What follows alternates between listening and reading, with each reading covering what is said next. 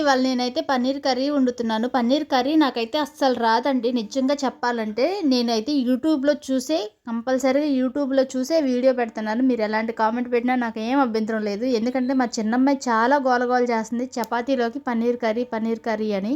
దానికి ఎట్లా అలవాటయిందంటే మొన్న ఒకసారి ఆర్డర్ పెట్టుకుంటే బటర్ నాన్‌లో పన్నీర్ కర్రీ వచ్చింది. చాలా బావుందని చెప్పేసి ఇక అప్పటి నుంచి గోల గోల చేస్తుంది. సరే నిన్న మార్కెట్‌కెళ్తే ఇక పాల ప్యాకెట్లు అమ్మే చోట అయితే నాకు ఈ పన్నీర్ అయితే దొరికింది.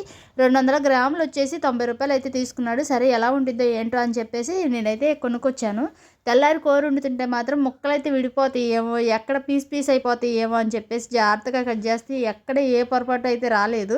తర్వాత ఈ కట్ చేసుకొని పెనం మీద బాండీ పెట్టుకొని కొంచెం ఆయిల్ వేసుకొని దాంట్లో ఈ పన్నీర్ అంతా కొంచెం లైట్గా వేయించుకొని తీసి ముక్కలన్నీ తీసి పక్కనైతే పెట్టుకున్నాను. ఇదే పెనంలో ఒక ఉల్లిపాయ, 2 పచ్చిమిరపకాయలు, 4 టమాటాలు ముక్కలు కోసి కొంచెం మెత్తగా అయ్యేదాకా వేయించుకున్నాను. తీసి పక్కన పెట్టుకున్నాను చల్లార్చుకోవడానికి. కర్రీ ఎలా వచ్చిద్దో ఏంటో అనుకున్నాలే కానీ కర్రీ మాత్రం సూపర్గా వచ్చింది. చపాతీల్లోకి అయితే సూపర్గా ఉంది. మా అమ్మాయి తిన్న తర్వాత అడిగితే చాలా బాగుందంది. నాకైతే వీడియో తీయడం కుదరలేదు. మా అమ్మాయి వాళ్ళకి అప్పటికే టైం అయిపోయి గబగబా నేను చపాతీలు అవన్నీ ఒత్తేసేటప్పటికి చాలా టైం అయిపోయింది. గబగబా వెళ్ళిపోయారు వాళ్ళు కూడా. ఈ కొంచెం మెత్తగా అయిపోయిన తర్వాత తీసి చల్లార్చుకున్నాం కదా, మళ్ళీ వేరే పెనం పెట్టుకొని దీంట్లో నేను ఎక్కువ మసాలా అంటే ఏమీ వేయలేదు కానీ అల్లం, చున్నులపాయలు, కొంచెం పలవా దినుసులు ఇవే వేసాను. ఇవన్నీ యూట్యూబ్లో చూసాను కాబట్టి ఇవే వేసాను. తర్వాత వేరే పెనం పెట్టుకొని పొయ్యి మీద ఆయిల్ వేడి చేసుకొని కొంచెం పలవా దినుసులు మొత్తం వేసుకొని అవి వేగిన తర్వాత ఈ మిక్సీ పట్టుకుని మొత్తం వేసుకొని కొంచెం వాటర్ పోసుకొని నూనె పైకి తేలేదాకా ఉడికించుకున్నానండి. ఇలా ఉడికించుకోవడం వల్ల ఏమవుతుందంటే అల్లం చున్నులపాయ పచ్చి వేసాం కదా, ఆ పచ్చి వాసన అంతా పోయిద్ది.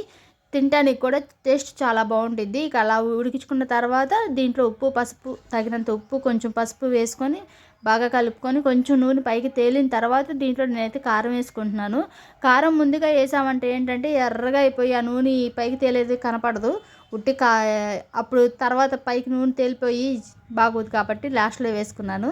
తగినంత కారం వేసుకొని కొంచెం మగ్గించుకున్న తర్వాత ఈ పన్నీర్ ముక్కలు కూడా వేసుకొని పన్నీర్ వేసుకున్నాక కచ్చాపచ్చిగా అయితే తిప్పొద్దండి, స్లోగా తిప్పుకోండి, లేకపోతే పీస్ పీస్ అయిపోతే. నాకైతే కూర ఉన్నంతసేపు భయం వేసింది.